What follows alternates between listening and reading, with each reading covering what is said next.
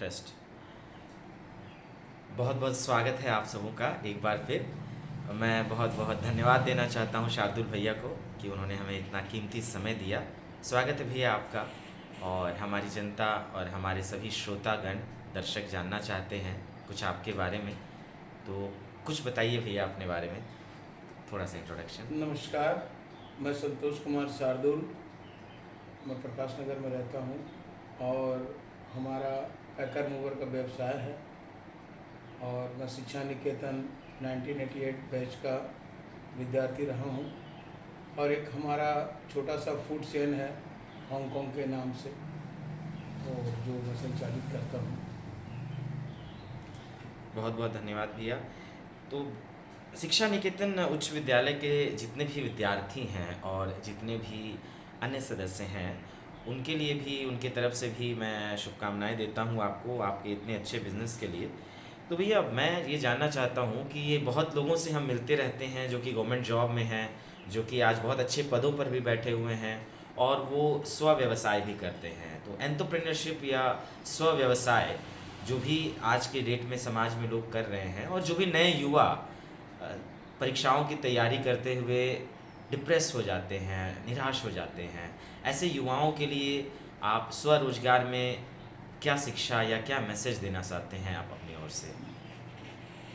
मेरे विचार से केवल सरकारी नौकरी ही सफलता का और जीविकोपार्जन का माने साध्य नहीं है। उसके लिए अपना व्यवसाय, अपना और भी कोई जो आप खुद कर सकते हैं वो काम ज़्यादा बेनिफिशरी रहता है कि उसको आपकी योग्यता के अनुसार आप उसको और विस्तार कर सकते हैं। और कोई सरकारी या कोई भी चीज़ प्रोफेशन ऐसा नहीं है कि वो सफलता का और एक मापदंड का गारंटी है। हम लोग भी स्कूल लाइफ में बैक बेंचर ही थे और लेकिन इस व्यवसाय में मेरा हमसे पहले कोई नहीं था, लेकिन आज पैकर मूवर में CLS पैकर मूवर को एक पहचान पूरे राष्ट्रीय स्तर पर दिलाए हैं। तो ये स्वरोजगार के काम करके ही हम लोग किए हैं और उसके लिए हमको कोई शर्मिंदगी नहीं, कोई कुछ नहीं कि हमको नौकरी मिलेगा तभी हम काम करेंगे। और बहुत ग्राउंड टू अर्थ से काम किए हैं। हमको जब इस व्यवसाय में आए थे तो हम निचला स्तर आप बोल लीजिए उसको, अब क्या बोला जाए, अगर जनरल भाषा में बोलिएगा तो मजदूर वर्ग से काम करके सीखे और आज CLS पैकर को एक मैंने पहचान दिला दी है कि वो एक उसके लिए कोई हतोत्साहित होने की ज़रूरत नहीं है कि नौकरी नहीं मिला तो अब या परीक्षा में सफल नहीं हो पाए तो अब हमारा लक्ष्य या जीवन का लक्ष्य नहीं प्राप्त किए, ऐसा कुछ नहीं है।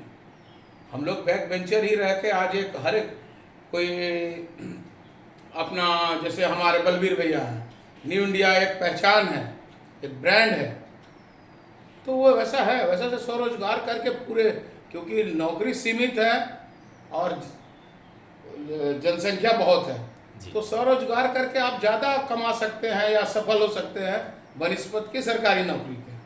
वाह, बहुत बहुत धन्यवाद भैया।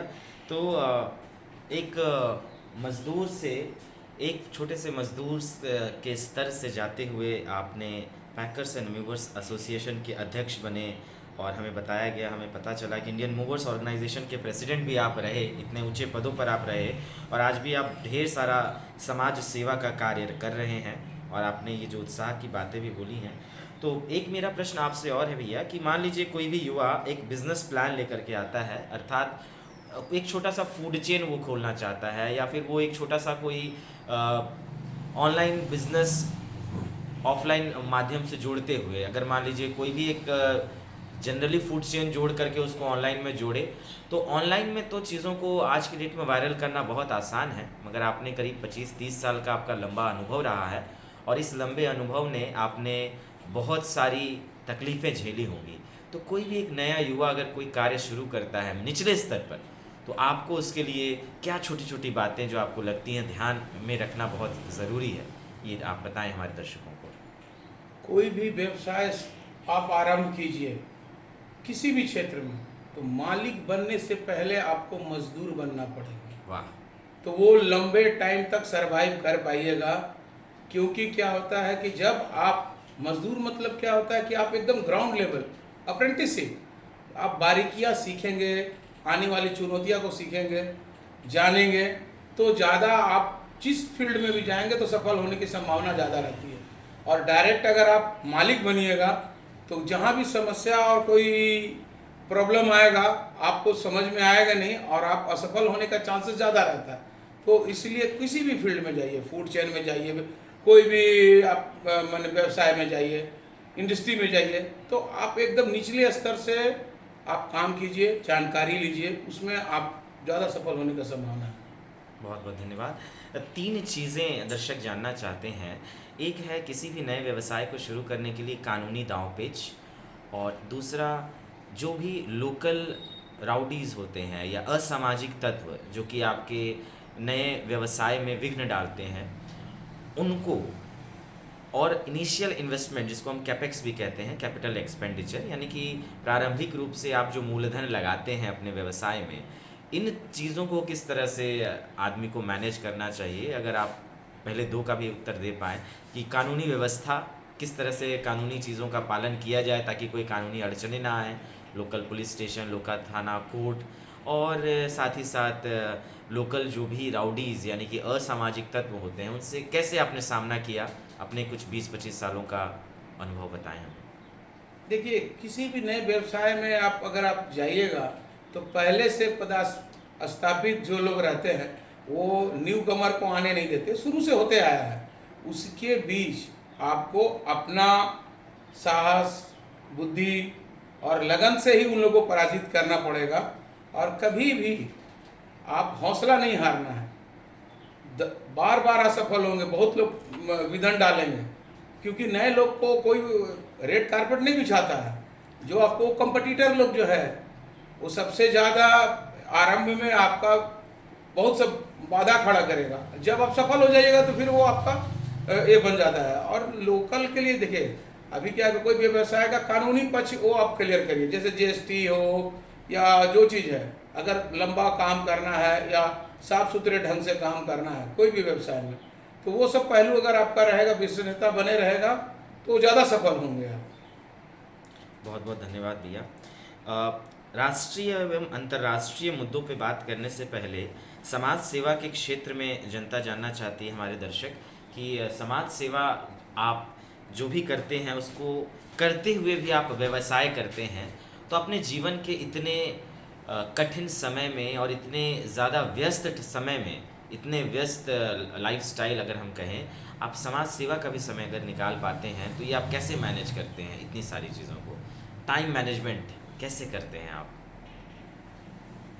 समाज सेवा असल में ये मेरे माँ पिताजी का आशीर्वाद है और उनका दिखाया हुआ रास्ता है, जो हमारे उसको हम केवल मैंने क्या बोला जाए, उसको आगे बढ़ा रहे हैं।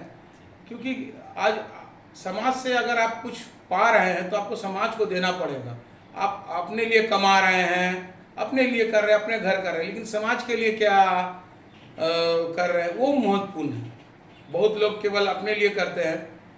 और जो भी मैं व्यवसाय किया, मैं नए नवयुवकों को हमेशा ट्रेनिंग दिया और उनको मैंने एक नई रास्ता दिखाया। उसमें बहुत लोग आगे बढ़े, चाहे सीएलएस पैकर मूवर हो, हांगकांग हो, या राजनीतिक रूप से भी मैं जुड़ा रहा हूँ।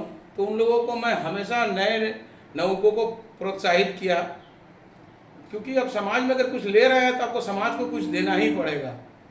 वाह, समाज से कुछ ले रहे हैं तो देना ही पड़ेगा। आपने एक बहुत अच्छा एग्जाम्पल दिया था, हीरो बुक, शायद एक कोई कंपनी थी, मुझे याद पड़ता है, हम लोग बहुत छोटे थे, आप दिया करते थे कि वो एक लाइन थी जो आप हमेशा हम बच्चों को बोला करते थे, अपने जूनियर्स को। अगर वो एक लाइन मुझे तो याद नहीं है, अगर आपको याद हो तो। एक, जब मैं व्यवसाय चालू किया और जब मेरे पास जब मैं मेरे संकट आता था या हौसला जब हारने लगता था, तो एक हीरो बुक का ऐड था। जी। वो ऐड है और वो मेरे को हमेशा हौसला देता है और आज भी देता है। पहले भी देता रहा।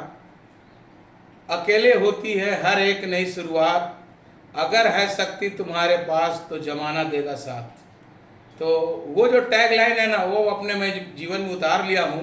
जब कभी भी कोई ऐसा समस्या, विघ्न, बाधा आता है तो वो मेरा पंच लाइन मेरा हमेशा साथ रहता है। बहुत बहुत धन्यवाद। बहुत सुंदर लाइन आपने बताई, एक लाइन में ही बहुत बातें कह दी, और आपने हमें समय दिया और आपने अपने कीमती वक्त में से कुछ क्षण हमें दिए इस छोटे से साक्षात्कार के लिए। इसके लिए मैं और अपनी पूरी टीम की ओर से आपका धन्यवाद करता हूं।